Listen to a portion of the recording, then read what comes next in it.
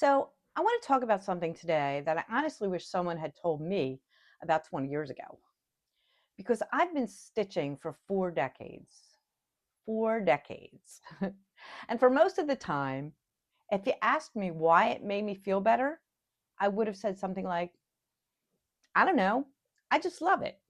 It quiets my mind. It's my thing, which is true. But it turns out there's a whole lot more going on than it's my thing. There is actual science behind why slow stitching calms you down. And not in a vague, crafting is good for you kind of way. In a, this is what is happening in your nervous system right now kind of way. And when I really understood it, it changed how I talk about this practice. It also changed how I teach it. And honestly, it made me feel a lot less weird for having stitched my way through some of the hardest seasons of my life. So, pull up a chair. I'll try not to get too nerdy about it. I'm Joanne Litz, founder of Threads for Healing. I work with women who are using slow stitching as a practice for creativity, healing, and meditation. And this, what I'm about to share with you, is kind of the foundation of everything.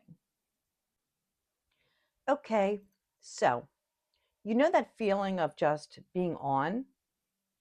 Not stressed, exactly, not in crisis, but sort of braced, alert, like there's always something that needs your attention. And your body knows it before your brain does.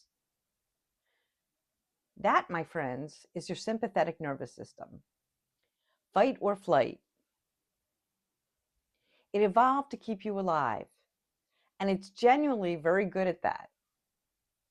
The problem with it is, it was built for short bursts, run from the thing, then rest. It was not built to be a permanent state. And yet, for a lot of us, especially women who are carrying a lot, managing a lot, thinking about 17 things at once, it basically is. And living in that state has a real cost.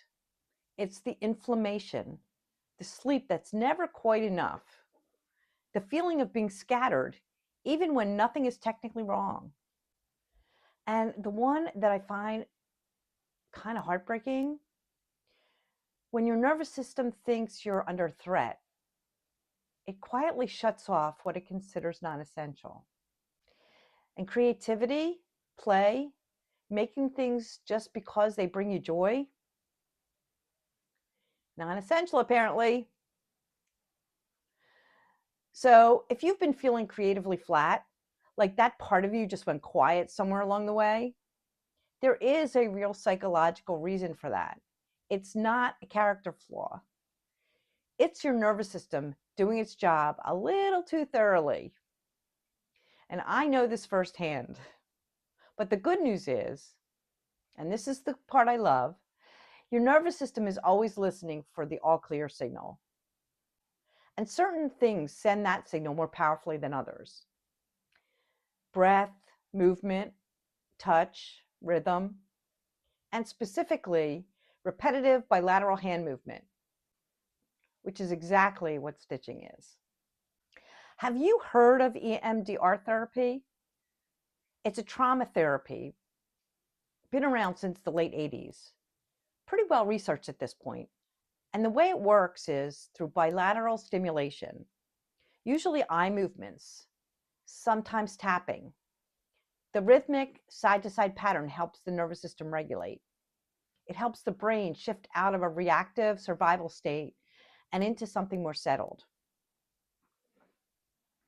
And I remember the first time I read about the mechanism and thought, wait, that's stitching. The in and out of a needle through cloth, left hand, right hand, rhythm, repetition. Now, I want to be careful here. Slow stitching is not a trauma therapy, and I'm not saying it is. But the underlying mechanism, what repetitive bilateral movement does to your nervous system, that part is real. There are studies on knitting and weaving and repetitive handicraft that show measurable reductions in cortisol. That's the main stress hormone after sustained periods of this kind of movement. Your stitching is literally changing your body chemistry while you think you're just making something. And then there's the touch piece, which I actually think is the most underrated part of all of this. The physical experience of handling cloth, the weight of it, the texture, the feeling of thread pulling through fabric. The tactile input activates the vagus nerve, which is basically the main line of communication between your brain and your parasympathetic nervous system. Okay, am I getting too geeky on this? The rest and digest branch, the one that's trying to counterbalance everything fight or flight is doing. So it's not just the movement, it's the whole sensory experience. The cloth in your hands, the thread between your fingers, the body going, oh, this, I know this. This is okay. Okay, so that's the nervous system side of it. But something else is happening at the same time, and I want to mention it because I think it explains a lot about why stitching specifically, as opposed to, say, scrolling or watching something, actually helps. There's a concept called microflow. It comes from a psychologist who spent decades studying what happens when people are deeply absorbed in something. That state where time disappears and self-consciousness falls away. We usually think of that as something that only happens during big demanding activities. But he found it can also happen during simple repetitive ones. Walking, doodling, knitting, stitching. When you stitch, your attention has something just specific enough to anchor to. The needle, the thread, the next hole. It's not demanding enough to create stress, but it's enough to give the part of your brain that runs the worry loop something else to do. And I think most of us don't realize how rarely we give that part of our brain a break. It's just going all the time. The lists, the planning, the replaying of conversations, the low-grade background hum of everything that needs doing. Stitching interrupts that, not by suppressing it, but by genuinely giving your brain something better to do. I've been doing this for 40 years and I still feel it. On the hard days, when I sit down with some linen and a needle and just start stitching, something loosens. The list doesn't go away, but I can see it differently. It doesn't have me the same way it did 10 minutes ago. It's not magic. That's just what happens when your nervous system finally gets a message it's been waiting for. So here's where I want to connect this back to creativity, because I think it explains something that I hear from women consistently, and that used to feel mysterious to me. Women who used to make things, who used to paint, or write, or stitch, or garden, or bake, or whatever their thing was. And then somewhere in their 30s or 40s, just stopped. And they can't quite explain why. Life got full, there wasn't time.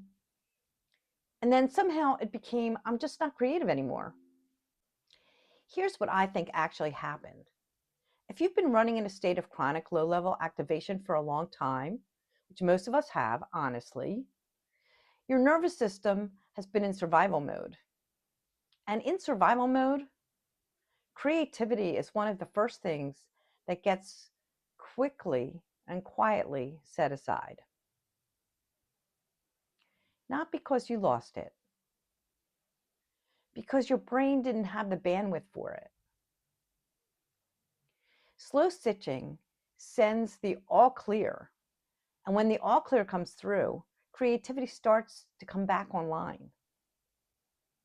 I have watched this happen so many times. Women who haven't made anything in years pick up a needle and feel something shift almost immediately. Not because stitching is magic, because their body was finally getting the signal it had been waiting for. Your creativity didn't go anywhere. It's just waiting until it felt safe enough to come back.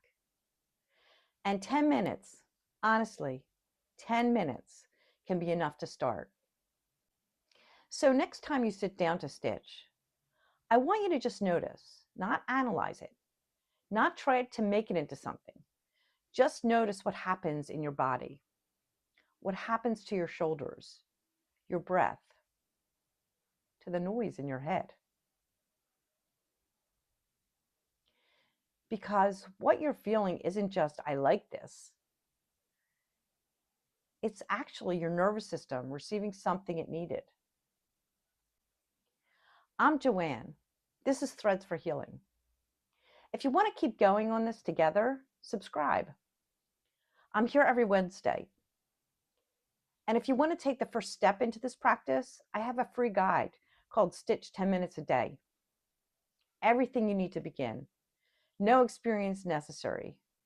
The link is in the description. Go make something. See you next week.